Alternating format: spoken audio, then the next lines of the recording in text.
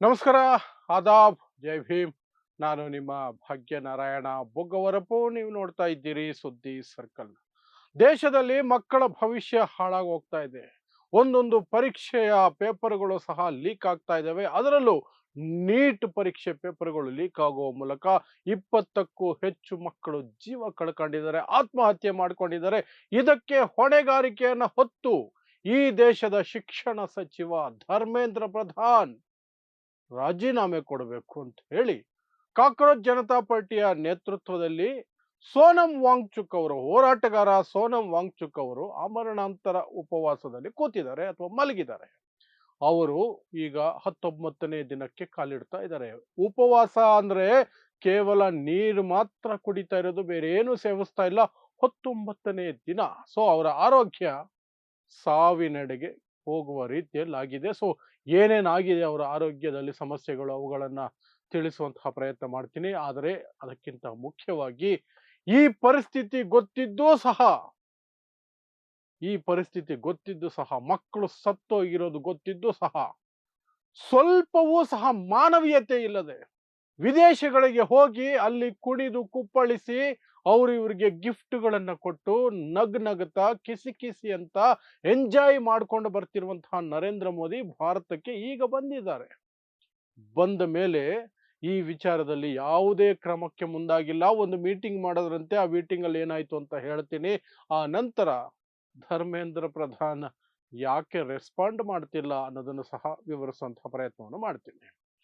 So ನಿಮಗೆಲ್ಲ ಗೊತ್ತೇ ಇದೆ, ಪೇಪರ್ ಲೀಕ್ ಅನ್ನುವಂಥದ್ದು ಈ ದೇಶದಲ್ಲಿ ಈಗ ಸಾಮಾನ್ಯ ಆಗಿಬಿಟ್ಟಿದೆ.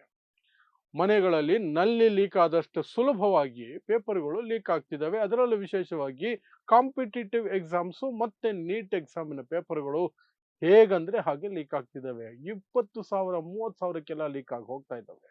ಸೊ ನೀಟ್ ಎಕ್ಸಾಮ್ ಪರೀಕ್ಷೆ ಈ ದೇಶದ ಯುವ ಜನತೆ ಡಾಕ್ಟರ್ ಆಗಬೇಕು ಅನ್ನುವಂತಹ ಕನಸು ಹೊತ್ತು ಬರೆಯುವಂತಹ ನೀಟ್ ಪರೀಕ್ಷೆ, ಅದು 2 ವರ್ಷಕ್ಕೊಮ್ಮೆ ಆದರೂ ಲೀಕ್ ಆಗಿಲ್ಲ ಅಂದ್ರೆ ಅದು ಪರೀಕ್ಷೆ ಅನ್ನಿಸ್ಕೊಳ್ತಾನೆ ಇಲ್ಲ. ಈ ಬಾರಿ ಮತ್ತೆ ಲೀಕ್ ಆಗೋಯ್ತು.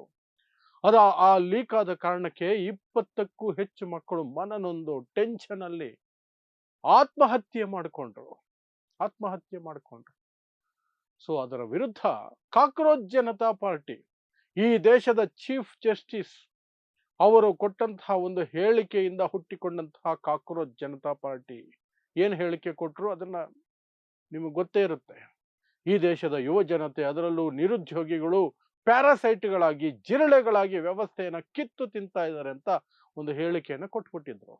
ಇಲ್ಲ, ನಾನು ಹಾಗೆ ಹೇಳಲಿಲ್ಲ, ನಾನು ಹೇಳಿದ್ದು ನಿರುದ್ಯೋಗಿಗಳ ಬಗ್ಗೆ ಅಲ್ಲ, ಫೇಕ್ ಡಿಗ್ರಿಯವರ ಬಗ್ಗೆ ಅಂತ ಸಮಜಾಯಿಷಿ ಕೊಡಕ್ಕೆ ಹೋದ್ರು. ಅದು ವರ್ಕೌಟ್ ಆಗಲಿಲ್ಲ. ಬಟ್ ಆ ಹೇಳಿಕೆಯಿಂದ ತಮಾಷೆಗೆ ಹುಟ್ಟಿಕೊಂಡಂತಹ ಒಂದು ಪಕ್ಷ ಕಾಕ್ರೋಚ್ ಜನತಾ ಪಾರ್ಟಿ. ಹೌದು, ನಾವು ಕಾಕ್ರೋಚ್ಗಳು ಅಂತ.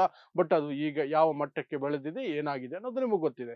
ಸೊ ಆ ಕಾಕ್ರೋಚ್ ಜನತಾ ಪಾರ್ಟಿ ತನ್ನ ಮೊದಲ ಹೋರಾಟವಾಗಿ ಪರೀಕ್ಷೆಗಳ ಪೇಪರ್ಗಳು ಲೀಕ್ ಆಗ್ತಿದಾವಲ್ಲ, ಅದಕ್ಕೆ ಹೊಣೆಗಾರಿಕೆಯನ್ನು ಹೊತ್ತು ಈ ದೇಶದ ಶಿಕ್ಷಣ ಸಚಿವರು ರಾಜೀನಾಮೆ ಕೊಡಬೇಕು ಅಂತ ಹೋರಾಟವನ್ನು ಆರಂಭಿಸಿದ್ರು. ಆ ಹೋರಾಟಕ್ಕೆ ನೇತೃತ್ವವನ್ನ ಕಾಕ್ರೋಚ್ ಜನತಾ ಪಾರ್ಟಿಯ ಅಭಿಜಿತ್ ದೀಪ್ಗೆ ತಗೊಳ್ಳಿಲ್ಲ, ಹೋರಾಟಗಾರ ಸೋನಂ ವಾಂಗ್ಚುಕ್ ತಗೊಂಡು ನಾನು ಆಮರಣ ಅಂತ ಉಪವಾಸಕ್ಕೆ ಕೂರ್ತೀನಿ, ಮಲಗ್ತೀನಿ ಅಂತ ಮಲಗ್ಬಿಟ್ರು. ಸೊ 19ನೇ ದಿನ ಇವತ್ತಿಗೆ. 19 ದಿನಗಳಿಂದ ಅವರು ಕೇವಲ ಮತ್ತು ಕೇವಲ ನೀರನ್ನು ಮಾತ್ರ ಕುಡಿತಾ ಇದ್ದಾರೆ, ಬೇರೆ ಏನನ್ನೂ ಸೇವಿಸ್ತಾ ಇಲ್ಲ. ಅದರಲ್ಲಿ ಮಧ್ಯದಲ್ಲಿ ಆರೋಗ್ಯ ಕೆಟ್ಟಿದ್ರಿಂದ ಅವರನ್ನ ಆಸ್ಪತ್ರೆಗೆ ತೆಗೆದುಕೊಂಡು ಹೋಗಬೇಕಾಯ್ತು. ಆದ್ರೆ ವಾಪಸ್ ಬಂದು ಮತ್ತೆ ಅದೇ ಜಾಗದಲ್ಲಿ ಮಲಗಿದ್ದಾರೆ. ದೆಹಲಿಯ ಜಂತರ್ ಮಂತರ್ ಅಲ್ಲಿ ಪ್ರತಿಭಟನೆಯಲ್ಲಿ ಅವರು ಮಲ್ಕೊಂಡಿದ್ದಾರೆ. ಅದನ್ನ ಹೇಗಾದರೂ ಮಾಡಿ ತಡಿಬೇಕು, ಆ ಪ್ರತಿಭಟನೆಯನ್ನ ಮುರಿಬೇಕು ಅನ್ನುವ ಯತ್ನದಲ್ಲಿ ಅಮಿತ್ ಶಾ ನೇತೃತ್ವದ ಪೊಲೀಸ್, ದೆಹಲಿಯ ಪೊಲೀಸ್ ಏನೆಲ್ಲ ನೀಚತನವನ್ನ, ಅಮಾನವೀಯವಾದ ಕೃತ್ಯಗಳನ್ನು ಮಾಡಬಹುದು ಎಲ್ಲವನ್ನೂ ಮಾಡ್ತಾ ಇದೆ. ಆ ಜಾಗಕ್ಕೆ ಕರೆಂಟ್ ಕಟ್ ಮಾಡಿದ್ರು, ನೀರು ಕಟ್ ಮಾಡಿದ್ರು, ಸುರಿಯುವ ಮಳೆಯಲ್ಲಿ ತಾರ್ಪಲ್ ಹಾಕೊಳ್ಳೋದಕ್ಕೆ ಪರ್ಮಿಷನ್ ಕೊಡ್ಲಿಲ್ಲ. ಸಾಯ್ಲಿ ನೀವು ಅಂತ, ಸಾಯ್ಬೇಕು ಇವರು ಅಂತ ಕಾಲಿಗೆ ಬಿದ್ದು ಅಭಿಜಿತ್ ದೀಪ್ಗೆ ಪೊಲೀಸರ ಕಾಲಿಗೆ ಬಿದ್ದು ಬೂಟಿಗೆ ಹಣೆ ಇಟ್ಟು ಬೇಡ್ಕೊಂಡ್ರು, ತಾರ್ಪಲ್ ಹಾಕೊಳ್ಳೋದಕ್ಕೆ ಅವಕಾಶ ಮಾಡಿಕೊಡ್ರಿ ಅಂತ. ಇಲ್ಲ, ನಮಗೆ ಮೇಲಿಂದ ಪರ್ಮಿಷನ್ ಬರಬೇಕು, ಕಾಯ್ತಾ ಇದ್ದೀವಿ. ಮೇಲಿಂದ ಪರ್ಮಿಷನ್ ಬರ್ಬೇಕಂತೆ ಒಂದು ತಾರ್ಪಲ್ ಹಾಕೊಳ್ಳೋದಕ್ಕೆ ಈ ದೇಶದ ಜನ್ಸಿ ಯುವ ಜನತೆ ನ್ಯಾಯ ಕೇಳಿ ಪ್ರತಿಭಟನೆ ಮಾಡ್ತಿದೆ. ಜೋರು ಮಳೆ, ನಾವು ನೆನಿತಾ ಇದ್ದೀವಿ, ಆರೋಗ್ಯ ಕೆಡ್ತಾ ಇದೆ, ನಮ್ಗೊಂದು ಸೂರ್ಯನ ರೀತಿ ಟಾರ್ಪಲ್ ಹಾಕೊಳ್ತೀವಿ, ಒಂದು ಕವರ್ ಹಾಕೊಳ್ತೀವಿ ಅಂದ್ರೆ ನೋ, ನಾವು ಬಿಡಲ್ಲ. ಇದು ಬಿಜೆಪಿಯ ಅಮಾನವೀಯ ಮನಸ್ಥಿತಿ. ಅಮಿತ್ ಶಾದು ಎಂತಹ ಮನಸ್ಥಿತಿ ನಿಮಗೆ ಗೊತ್ತೇ ಇದೆ. ಎಂತಹ ಮನಸ್ಥಿತಿ ನಿಮಗೆ ಗೊತ್ತೇ ಇದೆ. ಸೊ ಇಷ್ಟೆಲ್ಲ ಆಗ್ತಿರ್ಬೇಕಾದ್ರೆ ಮಕ್ಕಳು ನೇಣಾಕೊಂಡು ವಿಷ ಕುಡಿದು ಇನ್ನೇನೋ ಮಾಡಿಕೊಂಡು ಸಾಯ್ತಿರ್ಬೇಕಾದ್ರೆ, ಈ ದೇಶದಲ್ಲಿ ಈ ಸರ್ಕಾರದ ಬೇಜವಾಬ್ದಾರಿತನದಿಂದ ಸಾಯ್ತಿರ್ಬೇಕಾದ್ರೆ, ನರೇಂದ್ರ ಮೋದಿ ಅಂತ ಕರೆಸಿಕೊಳ್ಳುವಂತಹ ಈ ದೇಶದ ಪ್ರಧಾನಮಂತ್ರಿ ವಿದೇಶಗಳಿಗೆ ಹೋಗಿ ಲೇಡೀಸ್ಗೆ ಟಾಫಿ ಕೊಟ್ಟು ಕಿಚಿ ಕಿಚಿ ಕಿಚಿ ಕಿಚಿ ಅಂತ ನಗ್ತಾ ಕೂತಿರ್ತಾರೆ, ಸೆಲ್ಫಿ ತಗೊಳ್ತಾರೆ, ರೀಲ್ಸ್ ಮಾಡಿ ಹಂಚ್ಕೊಳ್ತಾರೆ. ಖುಷಿಯೋ ಖುಷಿ, ಸಂತೋಷವೇ ಸಂತೋಷ. ನನ್ನ ಆಡಳಿತದಲ್ಲಿ ಮಕ್ಕಳು, ವಿದ್ಯಾರ್ಥಿಗಳು ಸಾಯ್ತಾ ಇದ್ದಾರೆ, ಇದಕ್ಕಿಂತ ಏನು ಅಚೀವ್ಮೆಂಟ್ ಬೇಕು? 2002ರಲ್ಲಿ ಗುಜರಾತ್ ಅಲ್ಲಿ ಸಾಧಿಸ್ತೆ, ಈಗ ಇಡೀ ದೇಶದಲ್ಲಿ ಸಾಧಿಸ್ತಾ ಇದ್ದೀನಿ. ಅದು ವಿದ್ಯಾರ್ಥಿಗಳು 18, 19, 20 ವರ್ಷದ ಮಕ್ಕಳು ವಿಷ ಕುಡಿದು ಸಾಯ್ಲಿ, ನೇಣಾಕೊಂಡು ಸಾಯ್ಲಿ, ಬಿಲ್ಡಿಂಗ್ ಮೇಲಿಂದ ಬಿದ್ದು ಸಾಯ್ಲಿ. ನನಗೆ ಏನು ಮುಖ್ಯ? ಪುಕ್ಸಟ್ಟೆ ವಿದೇಶ ಪ್ರವಾಸ ಹೋಗಬೇಕು, ಅಲ್ಲಿ ಕಿಸಿ ಕಿಸಿ ಕಿಸಿ ಅಂತ ನಗಬೇಕು. ಹಾಗೆ ಆ ಇಟಲಿ ಪ್ರಧಾನಿ ಮೆಲೋನಿಗೆ ಚಾಕ್ಲೇಟ್ ಕೊಟ್ಟು, ಟಾಫಿ ಕೊಟ್ಟು ಕಾಮಿಡಿ ಮಾಡಬೇಕು, ಜೋರಾಗಿ ನಗಬೇಕು, ಅಷ್ಟೇ. ಈಗಲೂ ಅದಾದ ನಂತರ ಮಕ್ಕಳು ಸಾಯೋದಕ್ಕೆ ಶುರು ಮಾಡಿದ ನಂತರ 4-5 ಬಾರಿ ಫಾರಿನ್ ಟ್ರಿಪ್ ಹೋಗಿರೋದು. ಈಗ ಜಸ್ಟ್ ಆಸ್ಟ್ರೇಲಿಯಾ ಮತ್ತು ನ್ಯೂಜಿಲ್ಯಾಂಡ್ ಇಂದ ಟ್ರಿಪ್ ಮುಗಿಸ್ಕೊಂಡು ಬಂದಿರೋದು. ಈಗ ಬಂದಿರೋದು 2 ದಿನಗಳ ಹಿಂದೆ. ಬಂದ ತಕ್ಷಣನೇ ಸ್ವಲ್ಪ ಇರ್ತಾರಲ್ಲ ಅಧಿಕಾರಿಗಳು, ಮಾನವೀಯತೆ ಇರುವಂತಹ ಅಧಿಕಾರಿಗಳು, ಎಂಥ ಒಂದು ಆಡಳಿತ ಇದ್ರೂ ಸಹ ಮಾನವೀಯತೆಯಿಂದ ಇರುವಂತಹ ಅಧಿಕಾರಿಗಳು ಇದ್ದೇ ಇರ್ತಾರೆ. ಅಂತಹ ಅಧಿಕಾರಿಗಳು ಹೋಗಿ ನರೇಂದ್ರ ಮೋದಿಗೆ ಹೇಳಿದ್ದಾರೆ, ಈ ರೀತಿ ಸೋನಂ ವಾಂಗ್ಚುಕ್ ಉಪವಾಸ ಮಲಗಿದ್ದಾರೆ, ಅವ್ರಿಗೆ ಏನಾದ್ರು ಆಗ್ಬಿಟ್ರೆ ಕಷ್ಟ, ಏನಾದ್ರು ಮಾಡೋಣ ಅಂತ. ಮೋದಿ ಹಾಗಾದ್ರೆ ಏನೋ ಒಂದು ಮಾಡೋಣ, ಆಶ್ವಾಸನೆ ಕೊಡೋಣ, ಏನೋ ನೋಡೋಣ ಅಂತ ಹೇಳಲಿಲ್ಲ. ನನಗೆ ಆತನ ಹೆಲ್ತ್ ರಿಪೋರ್ಟ್ ಬೇಕು, get me his health report, ಆಮೇಲೆ ನೋಡೋಣ. ಹೆಲ್ತ್ ರಿಪೋರ್ಟ್ ತರಿಸ್ಕೊಂಡ್ರು ಅಧಿಕಾರಿಗಳು, ಇಮ್ಮಿಡಿಯೇಟ್ ಆಗಿ ತರಿಸಿದ್ರು. ಅದರಲ್ಲಿ BP, ಶುಗರು ಎಲ್ಲ ಲೋ ಆಗಿದೆ, ಕೊಬ್ಬಿನಾಂಶ ದೇಹದಲ್ಲಿ ಕರಗೋಗ್ಬಿಟ್ಟಿದೆ, ಸ್ನಾಯುಗಳೆಲ್ಲ ವೀಕ್ ಆಗ್ಬಿಟ್ಟಿದ್ದಾವೆ, ನಿಂತ್ಕೊಳಕ್ ಆಗ್ತಿಲ್ಲ, ಟಾಯ್ಲೆಟ್ಗೆ ಹೋಗಕ್ ಆಗ್ತಿಲ್ಲ, ಮನುಷ್ಯನ ಕೈಯಲ್ಲಿ ಇಬ್ಬರು ಎತ್ಕೊಂಡು ಹೋಗ್ಬೇಕು ಅಂತಹ ಪರಿಸ್ಥಿತಿ. 19 ದಿನಗಳಿಂದ ಬರೀ ನೀರು ಕುಡಿದ್ರಿಂದ ಏನಾಗುತ್ತೆ? ದೇಹ ನಿತ್ರಾಣ. ಆದರೂ ಆ ಮನುಷ್ಯ ಒಪ್ತಾ ಇಲ್ಲ, ನಾನು ಸತ್ರು ಪರವಾಗಿಲ್ಲ, ಧರ್ಮೇಂದ್ರ ಪ್ರಧಾನ್ ರಾಜೀನಾಮೆ ತೆಗೆದುಕೊಳ್ಳದೆ ನಾನು ಉಪವಾಸವನ್ನ ಅಂತ್ಯಗೊಳಿಸೋದಿಲ್ಲ ಅಂತ. ಬಟ್ ನರೇಂದ್ರ ಮೋದಿಗೆ ಆ ಹೆಲ್ತ್ ರಿಪೋರ್ಟ್ ನೋಡಿದ ಮೇಲೂ ಸಹ ಧರ್ಮೇಂದ್ರ ಪ್ರಧಾನ್ನ ಕಿತ್ತು ಬಿಸಾಕ್ಬೇಕು.